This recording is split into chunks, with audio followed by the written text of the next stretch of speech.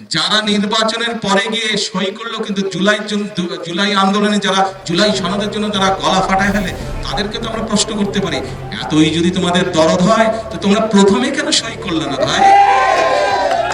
যেই জুলাই সনদ আমরা সংসদের দক্ষিণ প্লাজায় ডক্টর ইউনূস যখন ডেকেছিল সনদ সই করার জন্য, সবচেয়ে প্রথমে বিএনপি গেছিল, বিএনপি জুলাই সনদ সই করে এসেছে।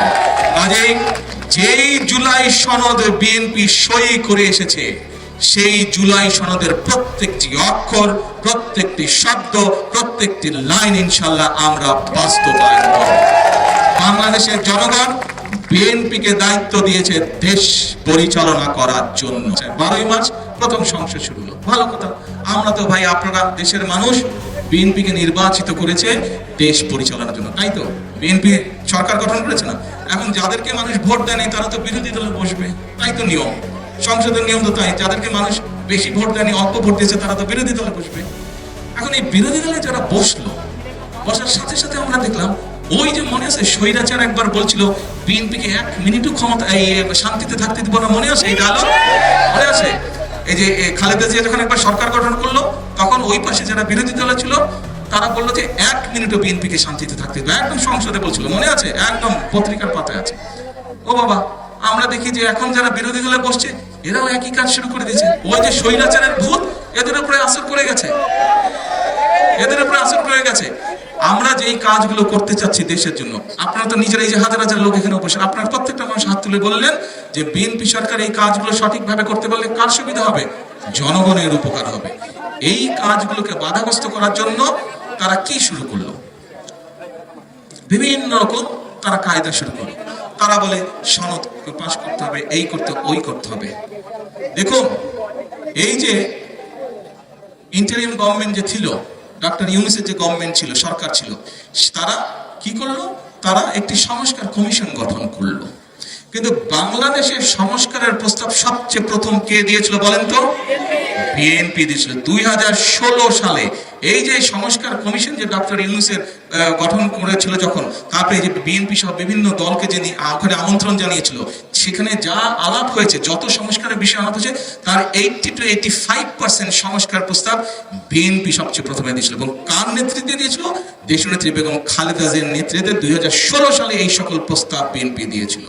তারপরে শুধু তাই নয়, 2023 সালে বিএনপি আবার, সেই সময় আন্দোলন চলছে, আন্দোলনে বিএনপির সাথে যেই দলগুলো ছিল সেই সকল দলকে সাথে নিয়ে বিএনপি 31 দফা দিয়েছে। 31 দফা মনে আছে না আপনাদের?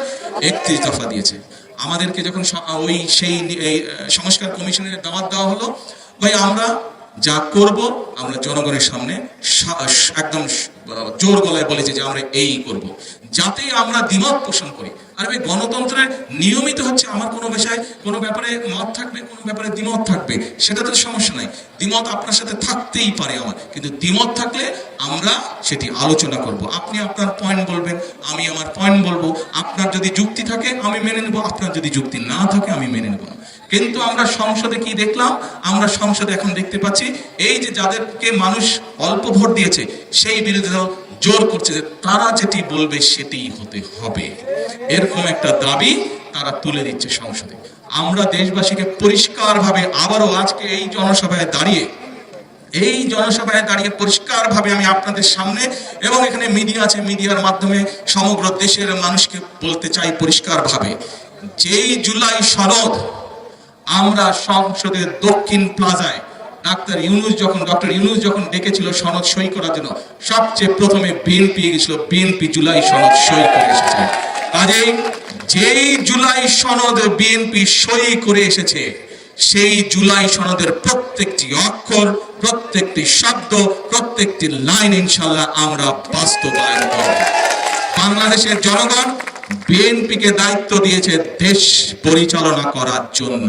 কাজেই সনদ যেটি বিএনপি সই করে এসেছে, যেই সনদে অন্যরাও সই করে এসেছে, আমরা দেখেছি এই যে এখন যারা বিরোধী দলে আছে প্রথমবার দেখলাম তারা গেল, করবে কি করবে না একটু ঢিলে ঢামা। আর তাদের সাথে আরেকটা দল আছে, তারা তো তখন সই করে নাই, তাদেরকে দেখলাম নির্বাচনের পরে গিয়ে হঠাৎ করে তড়ি করে সই করলো।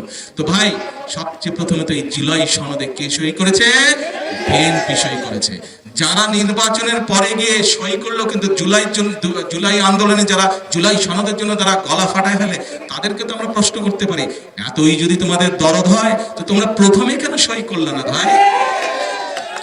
প্রিয় ভাই বোনেরা, একটু আগে বলেছি, আবারও পরিষ্কার বলছি, বিএনপি ইনশাআল্লাহ যেই জুলাই সনদে সকল রাজনৈতিক দল সই করেছে, বিএনপি যেই জুলাই সনদে সই করেছে, যেই জুলাই সনদ সংসদের দক্ষিণ প্লাজায় অনুষ্ঠিত হয়েছিল, অনুষ্ঠান করে যেই জুলাই সনদে সকল রাজনৈতিক দল সই করেছে, সেই জুলাই সনদ ইনশাআল্লাহ বিএনপি বাস্তবায়ন করবে, এর কোনো নড়চড় হবে না।